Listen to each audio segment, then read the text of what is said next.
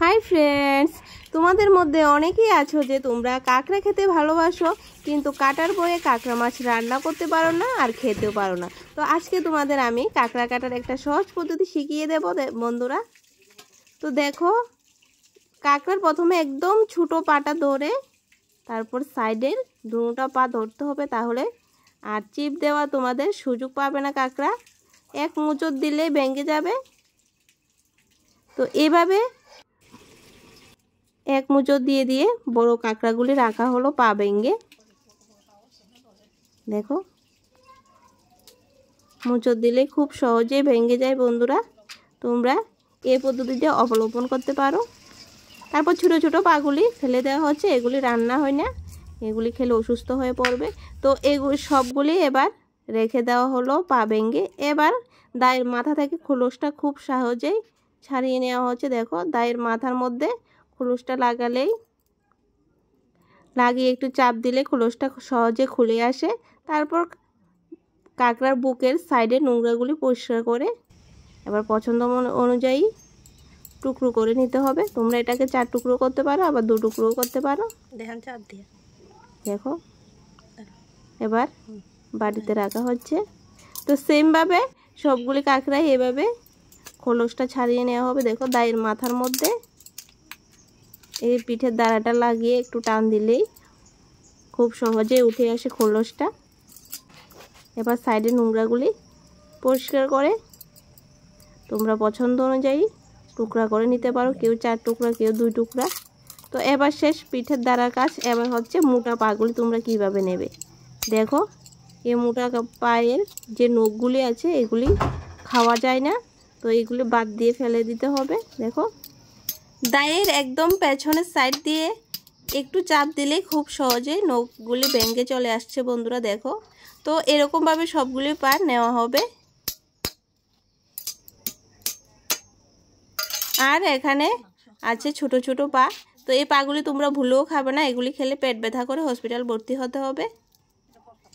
এবার কাঁকড়ার বুকগুলি পছন্দ অনুযায়ী কেটে নেওয়া হলো। তারপর মোটা মোটা পাগুলি একটু শিল নোড়ায় থেতলিয়ে নেওয়া হবে। থেতলিয়ে নিলে কি হবে বন্ধুরা, পায়ের মধ্যে ঝোল তেল মশলা ঢুকবে আর কাঁকড়ার রেসিপিটা খেতেও তোমাদের ভালো লাগবে।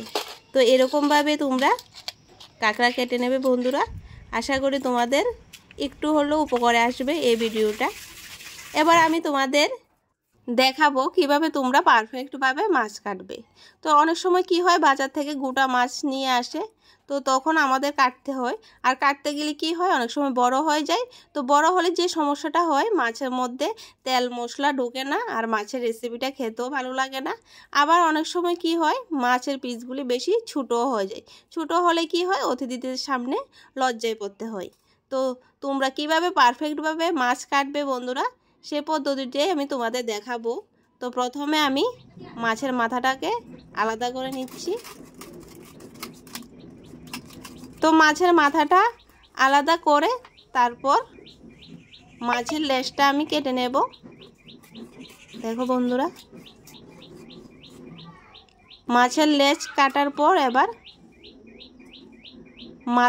মাছের মাঝখান বরাবর আমি কেটে নেব। তো মাছের মধ্যে দেখো তোমরা ডিম হয়েছে, দেখতেই পাচ্ছ। তো ডিমটা আমি এখন বার করবো না, এখন বার করলে কি হয়, মাছটা নরম হয়ে যাবে আর পিসগুলিও সুন্দর হবে না। দেখো, এক কর হাতের করে এক করে আমি প্রতিটা পিস কাটবো বন্ধুরা। এক কর করে কাটলে কি হবে, দেখো বন্ধুরা নিজের চোখে দেখো, মাছের পিসটা বেশি বড়ও হলো না, ছোটও হলো না, একদম মাঝারি সাইজ হলো। দেখো, প্রতিটা পিস আমি এক করে কেটে নেব। দেখো, আঙ্গুলের সাহায্যে আমি মাপ নিয়ে এক কর করে কাটছি। তো এইভাবে আমি সবগুলি পিস কেটে নিলাম। তো তোমাদের আমি মাছটা ধুয়ে আমি দেখাবো পরে। তো লেজটাকেও আমি এক করে কেটে নিলাম, লেজের থেকে এক পিস বার করে নিলাম। দেখো বন্ধুরা, এবার আমি পেটিটা কেটে নিলাম। তো পেটিগুলি তো বাড়িতে ছোট বাচ্চা থাকলে কিংবা বয়স্ক থাকলে ওরাই খায়। এবার মাথা থেকে কানখাগুলি আমি বের করে নেব, কানখা বা ফুলকা তোমরা যাই বলো। বার করে নেওয়ার পর এবার আমি তোমাদের ধুয়ে টুয়ে দেখাবো বন্ধুরা মাছের পিসগুলি কেমন হয়েছে। তো দেখো বন্ধুরা মাছের পিসগুলি বেশি বড় হয়নি, ছোটো হয়নি, খুব সুন্দর হয়েছে। তো তোমরা এখন থেকে এভাবে মাছ কাটবে, আমি যে পদ্ধতিতে তোমাদের দেখালাম। তো বন্ধুরা আমার এই কাঁকড়া মাছ আর বড় মাছ কাটার পদ্ধতিটা তোমাদের কেমন লাগলো প্লিজ কমেন্ট করে আমাকে জানাবে। তো এরকম আরও নিত্য নতুন ভিডিও পেতে আমার চ্যানেলটাকে অবশ্যই সাবস্ক্রাইব করে রাখবে। তো ততক্ষণ তোমরা সবাই ভালো থাকো বন্ধুরা, টাটা বাই বাই।